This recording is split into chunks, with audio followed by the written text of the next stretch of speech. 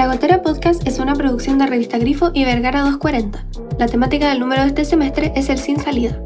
Puedes revisar todos los otros números en la página oficial de Revista Grifo, revistagrifo.dp.cl. Que disfruten el capítulo.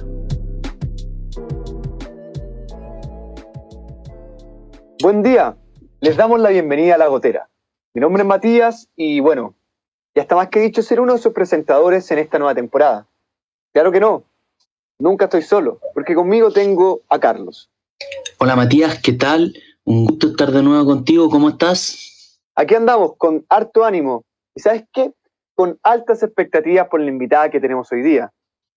Sí, yo también con una mezcla de emociones. ¿Por qué no le cuentas a la gente con quién estamos? Bueno, para mí es un gran honor presentar a Patricia Stambuk.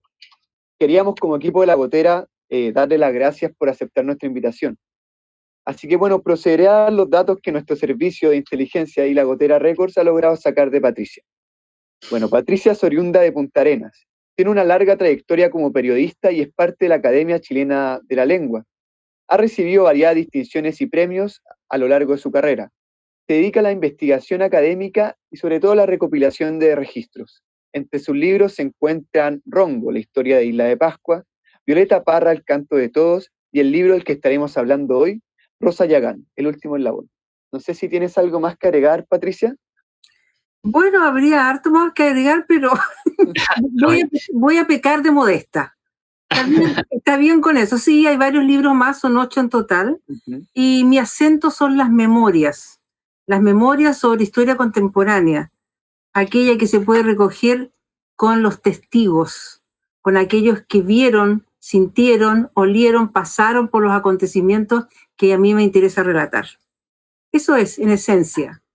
Perfecto. Sí, es que era bien difícil resumirlo, de hecho nos costó mucho, porque hay hasta una página de Wikipedia ahí, Patricia Stambuk, por si nuestros queridos oyentes lo quieren chequear.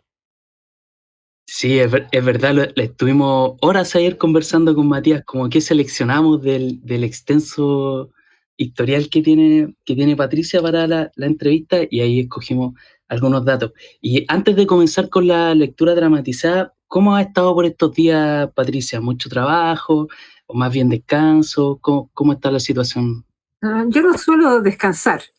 Los escritores no solemos descansar. Me han terminado los viajes que eran muy frecuentes.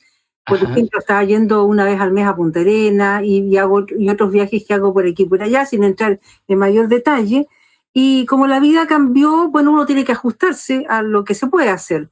Entonces estoy desarrollando y ya bastante avanzada una investigación para un nuevo libro a través de entrevistas por Zoom, lo que nunca había hecho. ¿Por qué? Porque yo siempre tengo necesariamente que conversar con gente de cierta edad. Por lo tanto, era un riesgo el tema del virus. Y también es un riesgo para mí, que no soy tan joven. De manera que ajustamos por ahí, de hacer esto, y resultó fantásticamente. Y estoy haciendo un trabajo, como deseaba yo hace bastante tiempo, con un solo relator. Porque hay trabajos que han ido creciendo en el curso de los años. Primero empecé con Violeta Parra, con varios relatores, 20, en fin. Después seguí con Rosa Yagán, una sola voz, fantástico. Pero después, cuando empecé a hacer trabajos con Rapa Nui, fueron creciendo y terminé como en 50 entrevistados. Y eso es muy complejo de articular literariamente. Entonces ahora estoy feliz con uno de nuevo. Pero no les voy a contar de qué se trata. Genial, manteniendo el misterio. Sí, y bueno, sobre Rosa Yagán, ¿cierto? Que es el extracto que nos dio para hacer la lectura dramatizada. ¿Cómo fue para usted ese proceso de realización del libro? Tengo entendido que ha ido cambiando un poco a lo largo de los años, ¿cierto? Que se han ido agregando, por ejemplo, fotos en distintas ediciones. Claro, así es. Pero yo creo que lo más hermoso es la relación que yo tuve con ella.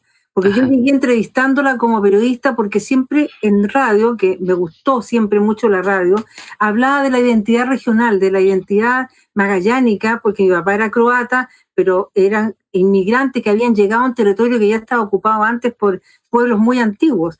Hasta que un día me llegó el dato de una persona, y esa persona era Rosa Yagán, estaba en el hospital, estaba enferma, estaba en un hospital broncopulmonar, la fui a ver, fue impresionante para mí conocerla.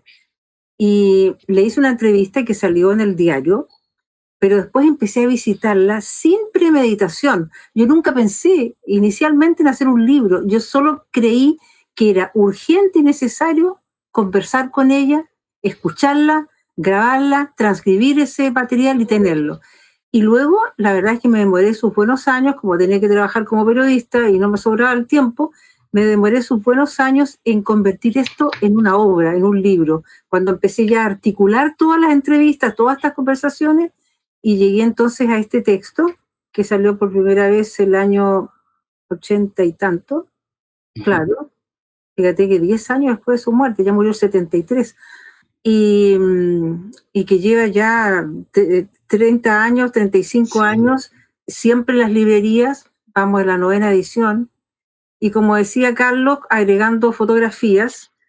Al principio era un texto casi con 3 o 4 fotos nada más, y con el tiempo fui encontrando esas fotografías, incorporé las mismas fotos que yo le había tomado en mi casa, porque la invitaba a mi casa cuando ya estaba en Punta Arenas, en fin. Fue una relación humana muy estrecha, ella pasó a ser mi familia. Rosa fue mi familia, y sigue siéndolo. Así que fue un trabajo memorable para mí. Yo creo que en la vida, y ustedes se van a dar cuenta después probablemente, cuando caminen más en la literatura, hay obras mayores y obras menores. Rosa Llagán es una obra mayor de mi vida. Perfecto. Bueno, qué bueno que nos hayan hecho también esta especie de introducción para poder darle paso a la lectura dramatizada. Así que bueno, queremos dejarles con la lectura dramatizada un extracto del libro de Rosa Llagán, El último eslabón. Así que bueno, vamos a la lectura. Espero que la disfruten. La Gotera Podcast, entre letras y personas.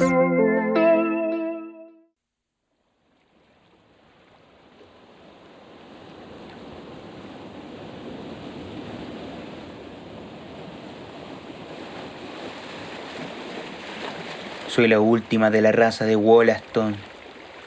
Eran 5 tribus yaganas, cada una de distinta pane, pero dueñas de la misma palabra. Antes que caminara, recorrí con mi madre hasta el Cabo de Horno, amarrada a su espalda. Ella partía conmigo cerro arriba para hacer campamento y comer unos pájaros que vuelan sobre el mar y contestan desde su nido en la tierra cuando una persona les silba. Todos me conocen como Rosa, porque así me bautizaron los misioneros ingleses. Pero me llamo Lakutaya Lequipa. Lakuta es el nombre de un pájaro y Kipa quiere decir mujer. Cada yagán lleva el nombre del lugar en que nace y mi madre me trajo al mundo en Bahía Lakuta. Así es nuestra raza. Somos nombrados según la tierra que nos recibe. No sé cuándo nací. Tuvimos papeles, pero andando de un lado para otro, todos los perdimos. Eso sí, a nadie le faltó el bautizo de Mr. Williams en la misión de Tequenica. Allá había un asilo donde llevaban a todos los chicos, aunque tuvieran padre o madre. Mi mamá me contaba que a las mujeres les enseñaban a hilar y a tejer, y que cuando el trabajo estaba malo, les hacían sacar los puntos para que aprendieran bien. Yo era muy pequeña, apenas caminaba. Cuando llegó mi tiempo de estudiar, ya no había escuela ni enseñaban a tejer, porque no hacía falta. Niños y chiquillos que estaban aprendiendo, y también grandes, empezaron a morir de golpe, casi al mismo tiempo, como si los estuvieran envenenando. Los paisanos no entendían tanta mala suerte. Algunos le echaron la culpa a Mr. Williams, el misionero. Nos está dando veneno, dijeron, pero estaban equivocados. Era alguna enfermedad que los atacaba, tal como ahora llega una tos mala y agarra a muchos. Solo que entonces no había doctor ni vacuna. Quién sabe si le hizo mal vivir como vivían. Ya no salían como antes, porque tenían su casa en la misión y debían cuidarla. Tampoco comían las cosas naturales de la vida, como los antiguos, lobo, pescado, pájaros, mariscos, porque les daban comida en la misión. Cambiaron el agua por el té y café, y las piedras para hacer el fuego por fósforo. Todo era más fácil, ni siquiera tenían que cuidar su fogata. Hoy estamos acostumbrados a las ropas y a las comidas, pero ellos no aguantaron. Dejaron de andar pelados y de conseguir y comer sus propios alimentos y se enfermaron. La civilización les atacó el pulmón, el estómago, y empezaron a morir. Seríamos más si hubiéramos seguido comiendo lo que era nuestra vida, el aceite de lobo y los mauchos, los chayes, los erizos y la carne de ballena. Nuestra familia seguía saliendo a pescar y a nutriar. Mi papá tenía una canoa grande de tronco escarbado con hacha y una tabla encima para que no entrara agua. Él no sabía hacerla, se la habían regalado. Ni un poco se filtraba, pero cómo se movía. Las guaguas iban en la parte de atrás, envueltas con ropas que nos daban en la misión, en vez de los cueros de lobo o de nutrias que usaban los antiguos. Que no se levanten los chicos a mirar al fondo, si no viene una cosa mala, decían los padres a sus hijos para que no jugaran. El fuego estaba siempre prendido en la canoa, sobre arena y champas, y el calor se sentía de proa a popa, pero yo pasaba mucho frío. Mi mamá remaba y mandaba a bordo, pero no sabía nadar. Ya se estaban dejando las costumbres viejas. Por eso cuando se perdía la chalupa, al fondo nomás se iban todos. No salíamos con marejadas, pero a veces nos pillaba el mal tiempo en medio de un canal y yo me asustaba mucho. En tierra siempre encontrábamos un rancho para acampar. Solo había que tapar el esqueleto de troncos con arpilleras que nos daban en la misión y ahí quedábamos, comiendo marisco al lado del fuego. A la hora de dormir nos tapábamos y sentíamos un lindo calorcito que desparramaba la fogata por todo el ácar. A veces nos encontrábamos con goletas de loberos de Punta Arena y mi papá partía un tiempo con ellos. Un conocido me mandaba comida a tierra, pero yo no la quería porque no me gustaba. La india chica comía puros pájaros. Una vez me enfermé de tanto comer chaye. Amanecí con un tremendo dolor de cabeza y mi madrina tuvo que sanarme. Agarró una rama de chaura, la puso sobre mi cabeza y ¡jum! Hizo con la boca y la enfermedad pasó. Con ella y con mi mamá salíamos en la chalana a agarrar pájaros cuando estaba oscuro. Nos acercábamos sin hacer ruido a las barrancas y las dos levantaban sus palos con fuego para encandilar los ojos de los chayes. Caían varios dentro de la chalana y ahí mismo los mataban. Así se alimentaban los antiguos, buscando en la naturaleza lo que podían.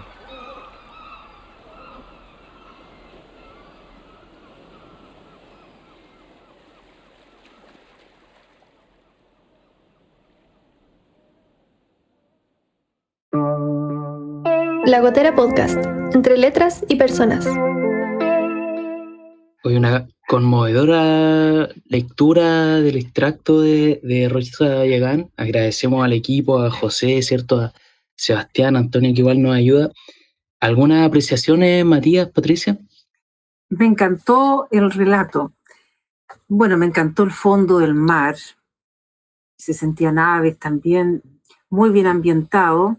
Y en ese tono un poco monocorde, me llegó muy hondamente porque me hizo acordar de las canciones rituales que ella me alcanzó a contar, porque ella estuvo en los últimos ceremoniales de iniciación de los jóvenes.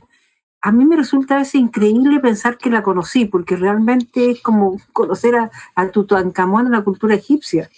Sí. Y así que me encantó lo de José Reidenbach, el apellido de José. Ajá, sí. Me encantó su relato. Efectivamente, y nada que decir de la pronunciación de las palabras correctas, las palabras que podían ser a lo mejor un poco más complicadas, pero no, todo muy bien. Felicitaciones y fue muy dulce escuchar esta lectura. No es frecuente, es que no es frecuente escuchar una lectura de un texto que uno ha trabajado. Ahora les quiero decir algo. Diga. Esto era como un cántaro fracturado en 1000 pedazos que se encuentra bajo la tierra. Yo no encontré el relato corrido. Yo encontraba, en una entrevista había 3 frases, en la otra yo le preguntaba algún detalle de esa frase y ella abundaba. En la entrevista número 30 ella daba un detalle y entonces fue como un rompecabezas, pero como un cántaro que uno recompone por fragmentos. Y ese relato entonces quedó con una riqueza muy fuerte porque, como ustedes ven, tiene una forma de hablar que tal vez no es la nuestra. Y es porque ella hablaba poco castellano y yo le respeté todas las formas de cómo ella hablaba en nuestro idioma. Hablaba poco, pero suficientemente para expresarse bien. Pero iba avanzando así de a poco en su relato, ¿no? Armando así como con el ritmo con que ustedes hicieron esta lectura. Perfecto. Un trabajo de orfebre, entonces. Exactamente. En general, los trabajos míos son así porque tienes que escuchar mucho. Yo tengo problemas con que a veces quiero que entre todo lo que me contaron, pero tienes que hacer una selección, tienes que limpiar los textos, tal como limpia, no sé si ustedes se inclinan a la poesía o a la prosa, pero esa limpieza es fundamental. A veces, claro, hay momentos de inspiración en que uno larga simplemente el relato y te resulta de una vez y tienes que modificar muy poco, pero en general uno tiene que buscar el ritmo, el ritmo. Se tiene Claro. que tener ritmo. Me puedes decir esto es periodismo, pero es literatura. En mis libros siempre estoy pendiente del ritmo. A veces hay palabras que son un estorbo.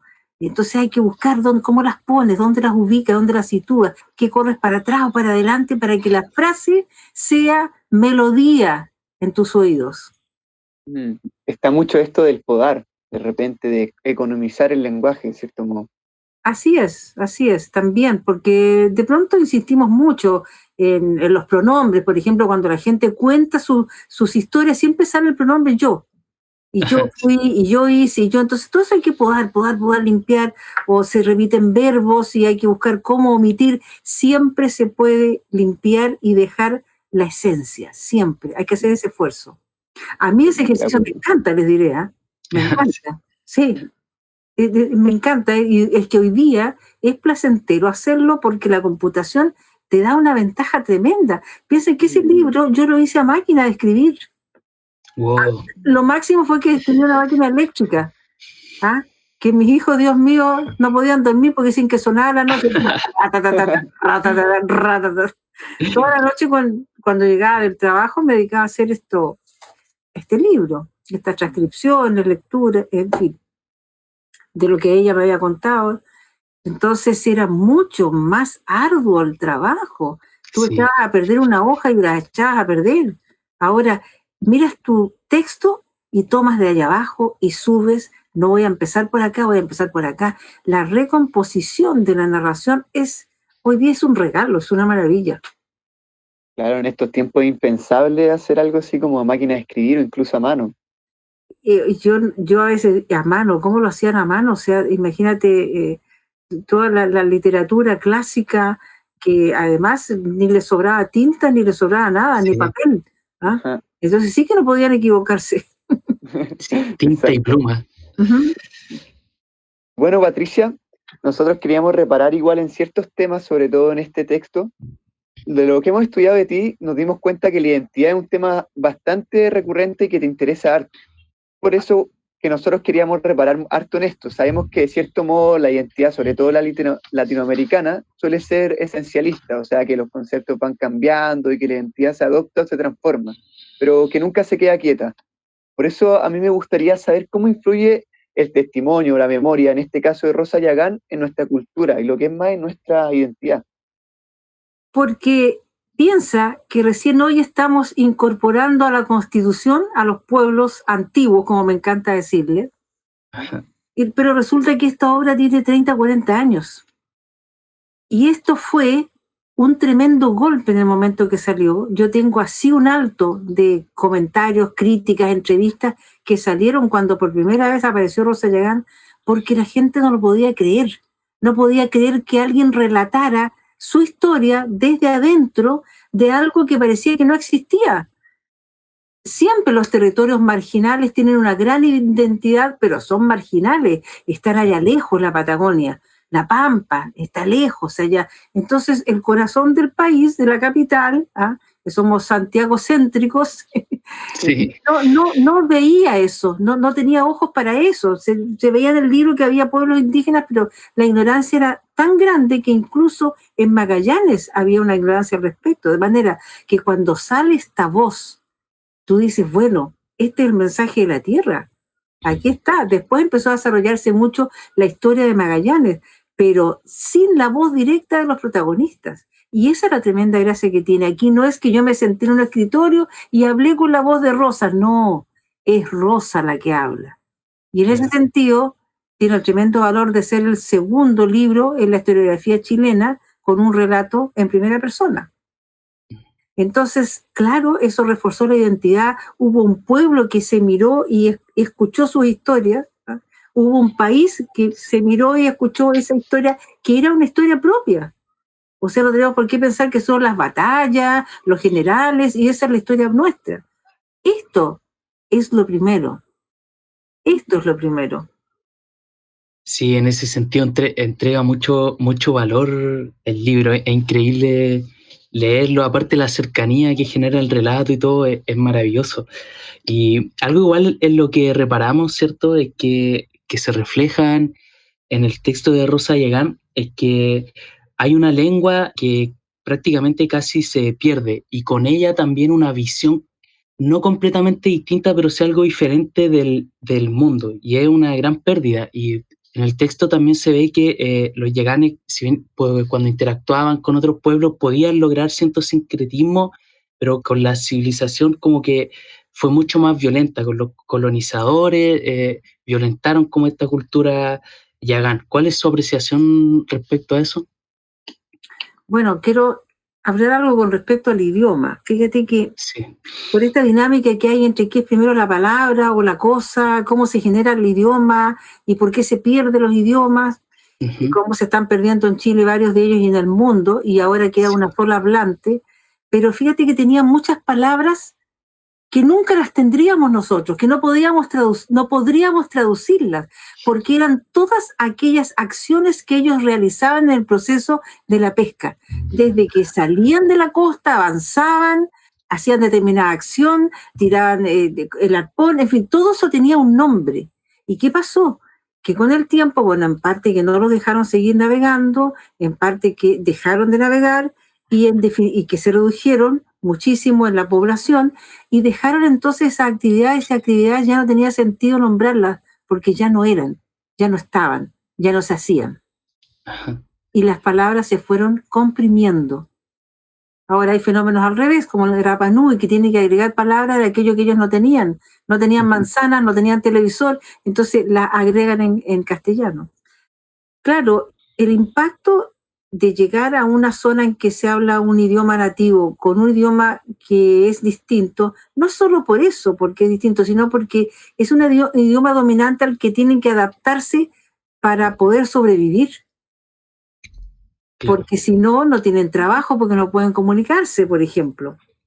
Entonces se produce justamente ese deterioro cultural en el que las familias, y pasa también entre los Rapa Nui, se defienden diciéndole a los hijos que tienen que aprender castellano y casi no le enseñan el idioma propio para que no lo hablen y sí puedan defenderse en ese. Es como si nosotros dijéramos hoy día, ¿sabes qué? Habla inglés nomás, porque si no hablas inglés estás perdido, entonces no hables castellano, no hables español, siempre le digo castellano yo, porque es de Castilla, hay varios idiomas allá en España, pero en la academia se usa español. español. Eso es, perdimos mucha identidad en este largo y triste camino de nuestros pueblos originarios.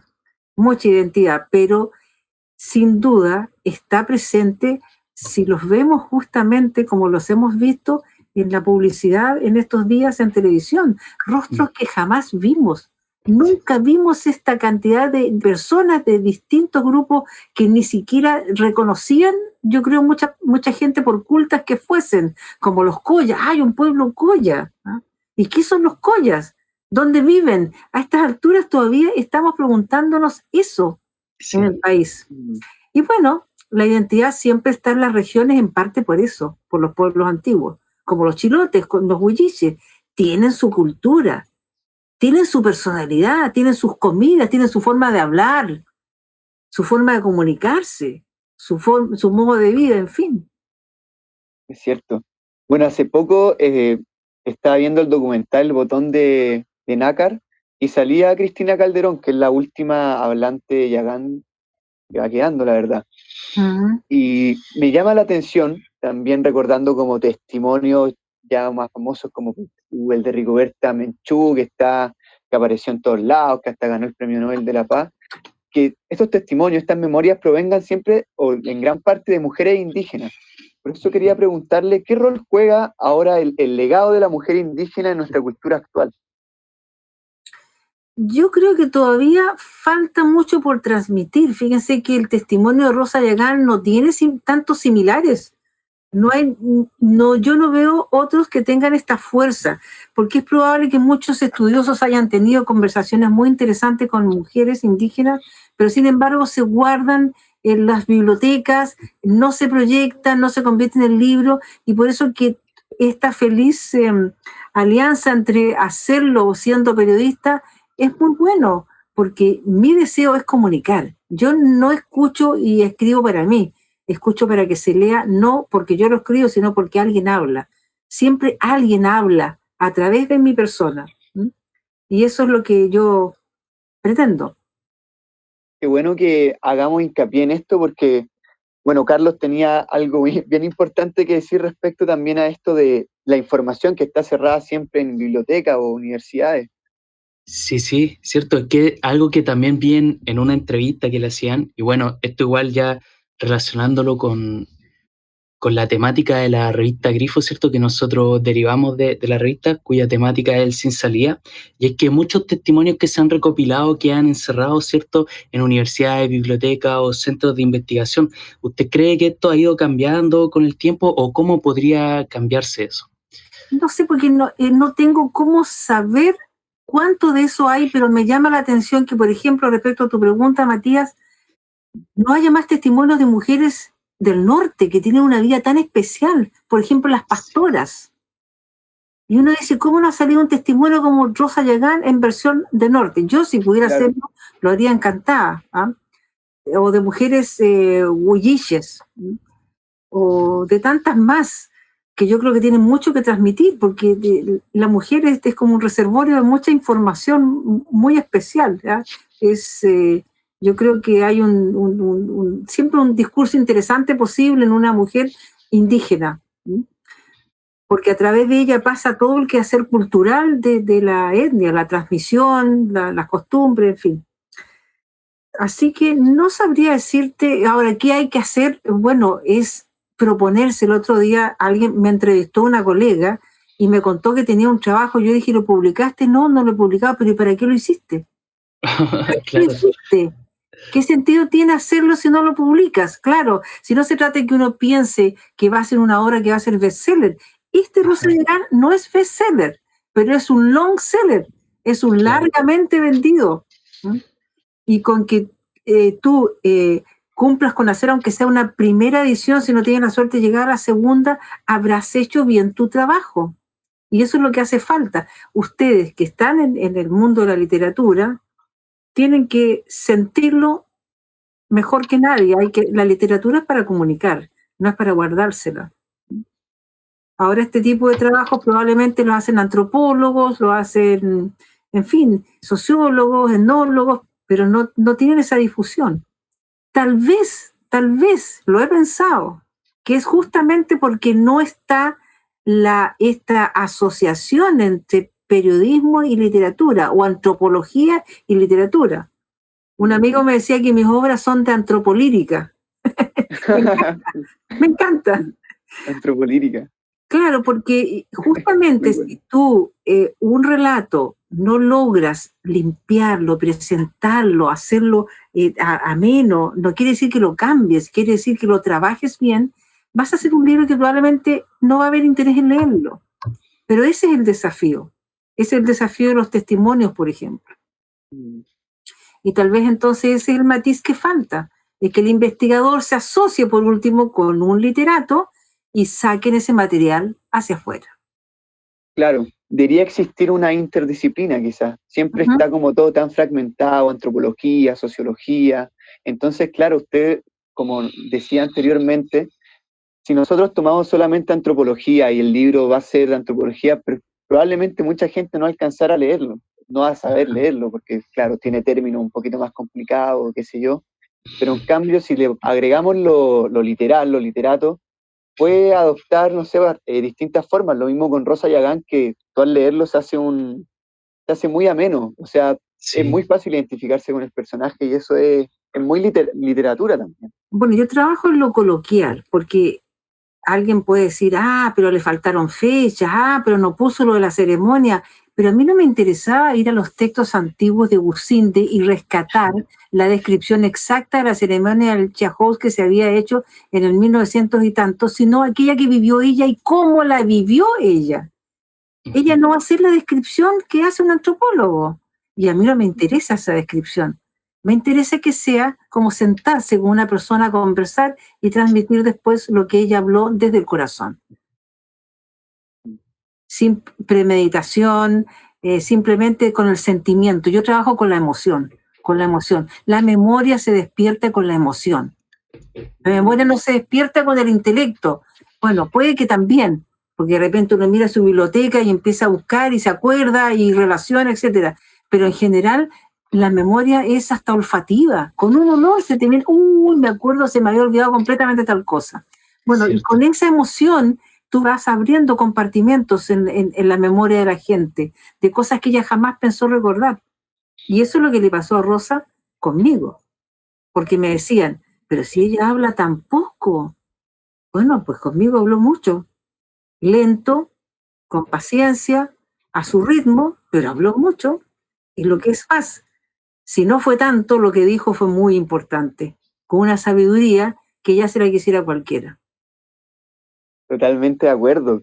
Eso, la memoria se despierta con la emoción, hasta poético. Patricia, queríamos saber, que nos interesó mucho, ¿cómo ha sido tu experiencia siendo parte de la Academia de la Lengua Chilena? ¿Cómo se da eso? Ha sido muy buena, porque, por ejemplo, voy a poner un ejemplo. En este momento estoy yo en una comisión que es la Comisión de Lexicografía, que es la que aporta a la Real Academia los chilenismos, por ejemplo, por citar un caso, que revisa las palabras y dice si se usan o no se usan en Chile.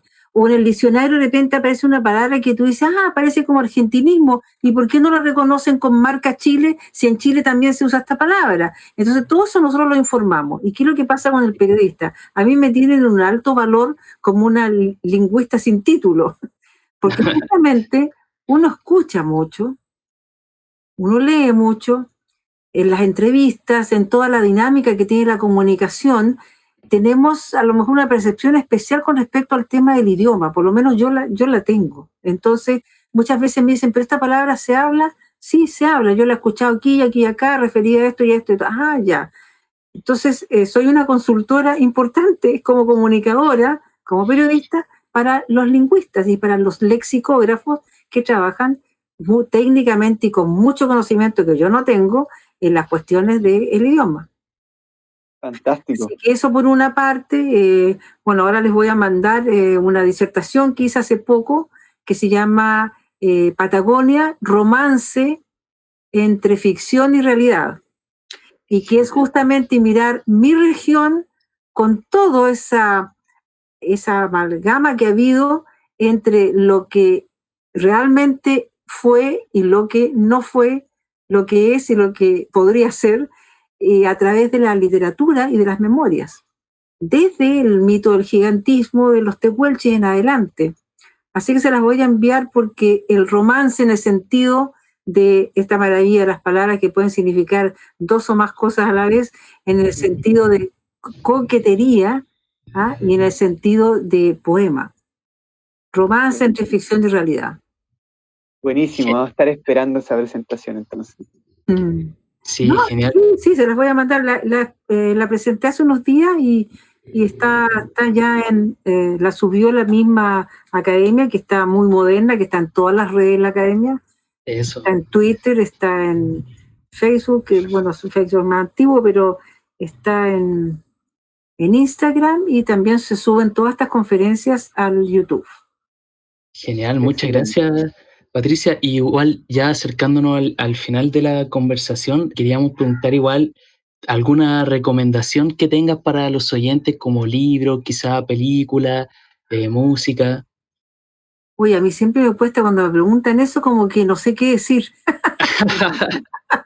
Como que se me borra todo. Pero ya nos adelantó la presentación que nos va a mandar, que igual buenísima recomendación. Sí, sí. Quizás un paisaje. No sé, mira, yo este último tiempo, perdón, ¿qué me dijiste, Matías? No, quizás hasta un paisaje de repente recomendar, cualquier cosa que paisaje. se encuentra que valga la pena.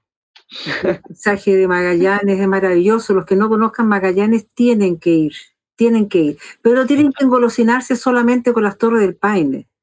Tienen que caminar por la estepa, por la zona esteparia de los tehuelches, que estuvieron pobladas por nuestros maravillosos tehuelches, y sentir también lo que es la pampa. Esa es una experiencia que hay que tenerla. Los magallánicos viajamos mucho por tierra y sabemos lo que es andar 500 kilómetros así. Ves a lo lejos algunas colinas, pero todo es planicie. Uno entra en una especie de inframundo, así muy creativo, muy especial. Y bueno, películas, en este momento no se me ocurre ninguna, pero he visto varias muy buenas en Netflix, en fin. Y he estado muy metida en las memorias. Yo en este momento estoy leyendo poca novela, pero mire, si estoy leyendo incluso de la ciudad de los Césares, imagínense. Porque como en este trabajo tuve que justamente buscar la ficción y llegué a la ciudad de los Césares, que podía estar en Buenos Aires, podía estar en varias partes, pero siempre había una posibilidad de que estuviese en el Estrecho de Magallanes. Entonces también forma parte de toda esa cuestión legendaria que hay con respecto a la región austral. Así que estoy leyendo, imagínense, que nada de actualizada, a Manuel Rojas con su libro La ciudad de los Césares. Sí, uno empieza a repasar de repente. Yo creo que ya de solo pensar y miro de repente y digo, ¿cuántos de estos me encantaría repasar? De repente hay tanto por leer, pero el tiempo no nos alcanza. Bueno, exactamente. Pero para mí, yo justamente leí mucha literatura, mucha novela en mi vida, pero yo diría que ahora estoy focalizada en las memorias. Donde veo una memoria, por ejemplo, está todo lo de los libros de la Svetlana Alexievich, que me resultan tremendamente interesantes, porque es el estilo de cosas de lo que yo hago. Y ella empezó después que yo, que conste, no la he copiado. Mi primer libro, el de Violeta Parra, fue anterior al primer libro de la Svetlana, pero yo creo que yo no voy a ganar el premio Nobel de Literatura.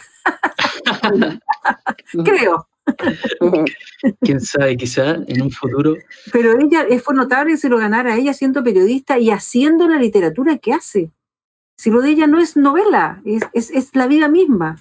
Es que yo digo que no hay nada más increíble que lo que pasa en la realidad. Que la realidad se traga cualquier ficción. La devora. Es cuestión de encontrarla. La mejor novela. Hay hechos insólitos, realmente. Un tiempo se me dio por recortar estos hechos insólitos. Podría contarles algunos. Sí, deben haber cosas bien, claro, en la realidad de repente aparecen cosas bien insólitas, deben haber en esos recortes, está muy interesante. Bueno, y agradeciendo de la experiencia que nos recomendó de visitar Magallanes, ¿cierto? Y de ponernos a leer lectura. Ya antes de pasar a la pregunta final, le agradecemos por haber participado con nosotros. Es realmente un honor tenerla acá y hemos aprendido bastante. No sé, Matías, ¿quiere agregar algo? No, muchísimas gracias por aceptar la invitación. La verdad, igual estamos un poquito nerviosos, pero se dio bastante bien, muy interesante. Salimos aquí aprendiendo bastante y con ganas de volver a Punta Arenas, o de visitar Punta Arenas, en verdad. Así que, no, muchísimas gracias. La Gotera Podcast, entre letras y personas. Cuéntanos, ¿qué aprendiste durante esta cuarentena? Aprendí que podría vivir en un faro.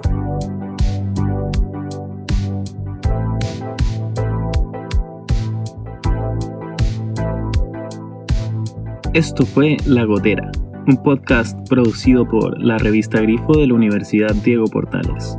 Este capítulo fue conducido por Carlos Sarabia y Matías Carvajal. Agradecemos la participación de todo el equipo de La Gotera: José Reidenbach, Sebastián Huidobro, Antonia Sotocastro, Tomás Gómez, Sergio Omaña y Max Matus de la Parra. Comité editorial integrado por Paloma Domínguez, Patricio Cuevas, Susana Aliaga, Musaraña Anónima, Sebastián Duarte Rojas, Isidora Fuentes, Tamara Maldonado, Paola Uribe Ulloa y Camila Vázquez Valdés. Sigue La Gotera en Instagram, la revista Grifo en Facebook e Instagram, y visita la página web revistagrifo.udp.cl. Este podcast fue patrocinado por Vergara 240.